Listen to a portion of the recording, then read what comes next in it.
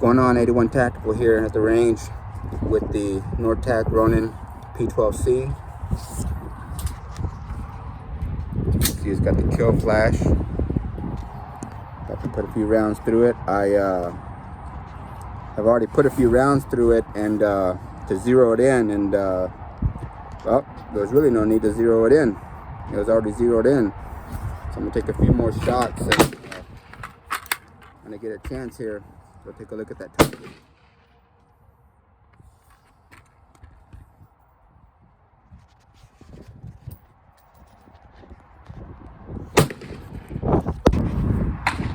Windy out here today. Good angle here.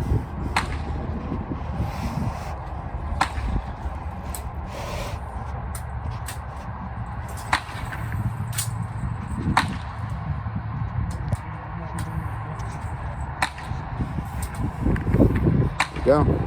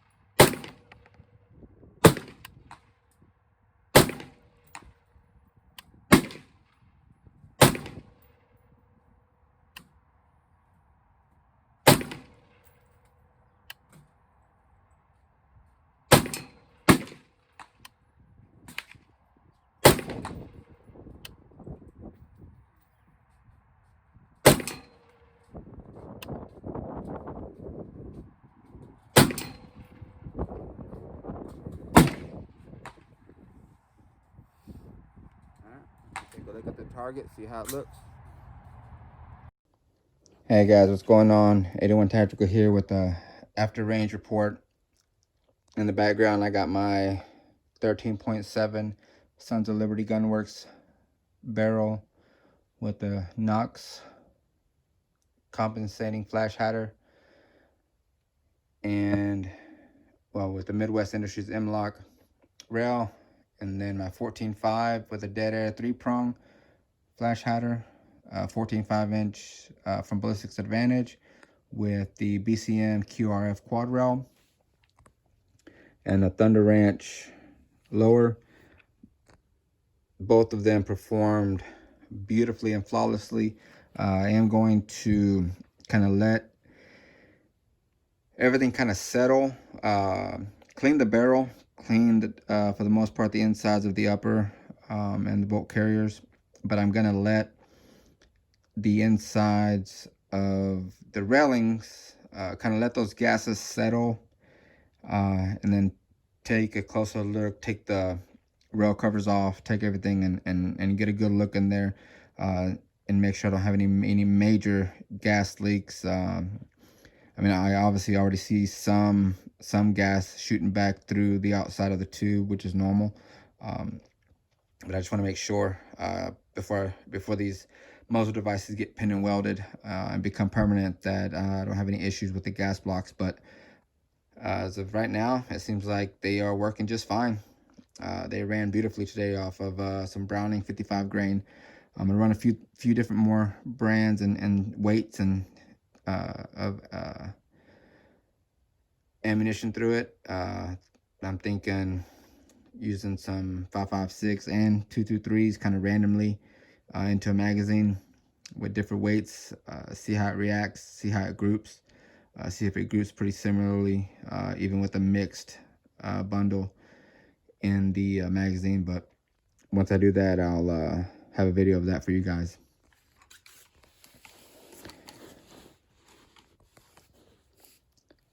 All right, so the main reason that I wanted to make this after range report video was to touch on something that I noticed that was happening to me at the very beginning. So I set out to the range today to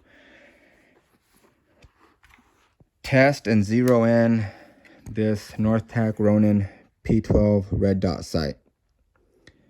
It's got the shake wake feature.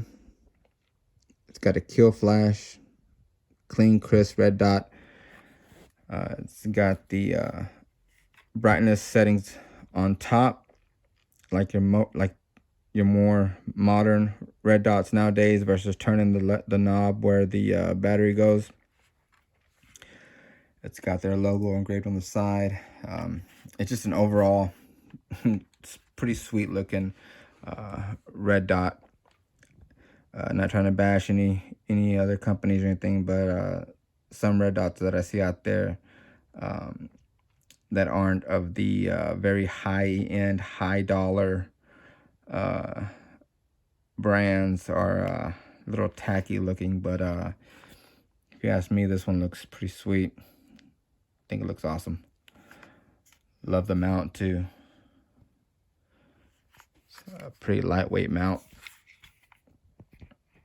The specs are on their page and on their website. I'd be lying to you if I try to give you the exact weight of this, but it's a really light setup that will actually now be staying on my 10.5 inch 5.56 AR pistol. It will be staying attached to this now permanently. It has found a new home on my 10.5 inch, which in itself will be getting some upgrades pretty soon. Like one of the things being, for example, this castle nut. They want to give a shout out and thank you to the Clone Depot for this gunfighter mod BM4. Let's see. So yes, it's the Mod 3B BCM Gunfighter Mod 3B charging handle. I'd like to give a shout out to, again, the Clone Depot for clearing out his bin and wanting to depart with it. This charging handle is pretty sweet. Anyways, that's not why I'm making this video. One of the things that I noticed, so here's the actual target from earlier today. So when I first went to zero it in, I took 3 shots in this corner, 3 shots in this corner, but the first 3 shots were aimed directly at the center. The first 3 there, the first 3 there, and the last 3 there, the red dot would die after every single round. I would sit there and watch the red dot just slowly fade away as if the battery literally was on its last breath and it just died. It happened after the first round, second round, third round, fourth round, fifth round, sixth round. I would mess with it, kind of shake it, press the buttons. Then I kind of caught on after a few rounds that if I would press on the battery compartment, that it would come back on immediately versus me messing with it. So did that for a few more rounds, and then we got called range code.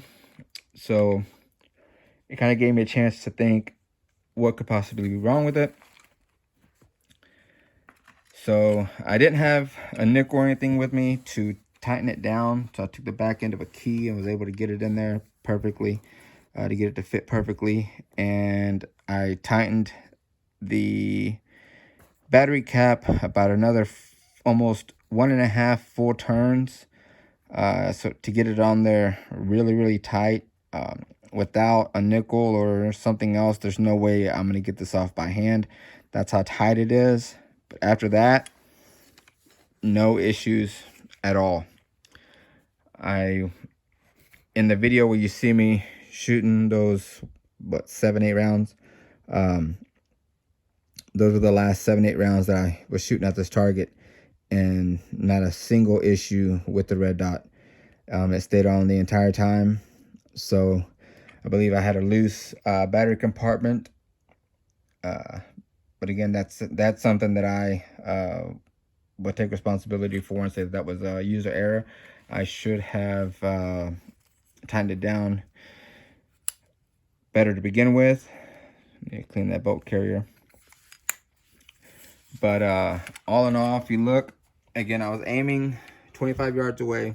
No, it's not that far, but still aiming 25 yards away, dead center, and those were all my impacts.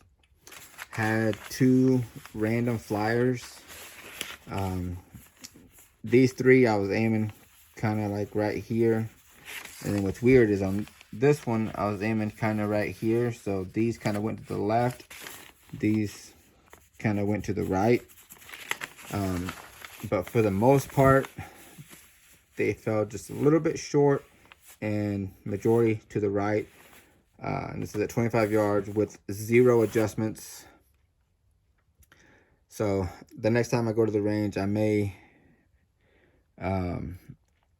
see if it's still hitting the same, using different grains, different weights, and also some 5.56 through there instead of just 2.23, and kind of see where it's hitting.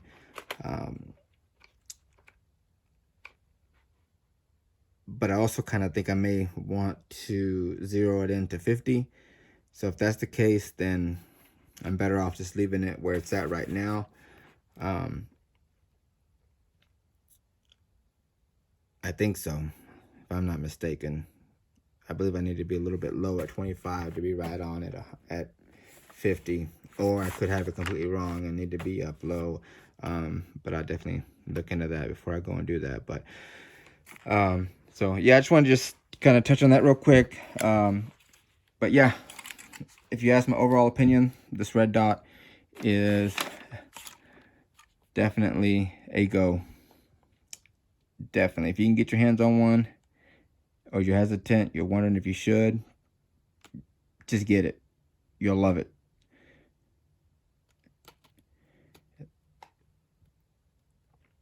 So, but I did want to say thank you to everyone who has watched the video, stayed all the way through, listened to me just jabbering away.